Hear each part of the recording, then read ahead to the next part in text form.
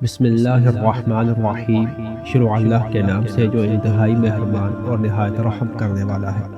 ایک دفعہ ایک عابد نے دیکھا کہ بنی اسرائیل کے چند افراد ایک درخت کی پوجا کرتے ہیں۔ اسے یہ دیکھ کر بہت دکھ ہوا۔ اس نے گھر سے کلہاڑا اٹھایا اور درخت کاٹنے کے لیے چل پڑا۔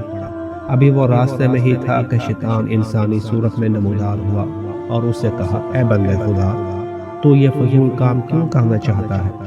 اس کام سے تجھے کیا فائدہ حاصل ہوگا؟ تو نے خواہ مخواہ اپنی عبادت کو چھوڑ دیا اور اس بے فائدہ کام کے پیچھے چل پڑے۔ تو نے اپنا وقت ضائع کیا۔ اس وقت میں تو اچھا خاصا اللہ کا ذکر کر سکتا تھا۔ عابد کو اس کی باتوں پر غصہ آیا اور دونوں آپس میں گتھم گتھا ہو گئے۔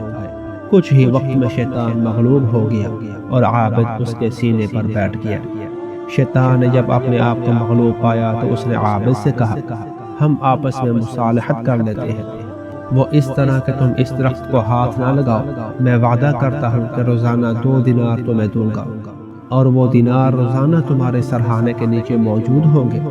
ان دیناروں سے تم اپنی حاجات کو پورا کرنا اور غریبوں کی بھی مدد کرنا۔ عابد راضی ہو گیا اور درخت کاٹے بغیر واپس آ گیا۔ 2 دن تک عابد کے سرہانے کے نیچے دینار پائے گئے، لیکن تیسرے دن عابد کو سرہانے کے نیچے کچھ بھی نظر نہ آیا۔ اب کی بار عابد کو پھر غصہ آیا اور کلہاڑا اٹھا کر درخت کاٹنے کے لیے چل پڑا۔ راستے میں پھر شیطان انسانی شکل میں کھڑا نظر آیا۔ شیطان نے ڈانٹ کر کہا، کہاں جا رہے ہو؟ عابد نے کہا، درخت کاٹنے جا رہا ہوں۔ شیطان نے کہا، میں تجھے ایسا ہرگز نہیں کرنے دوں گا۔ آخر کار دونوں ایک بار پھر گتھم گتھا ہو گئے اور ایک دوسرے سے لڑتے رہے۔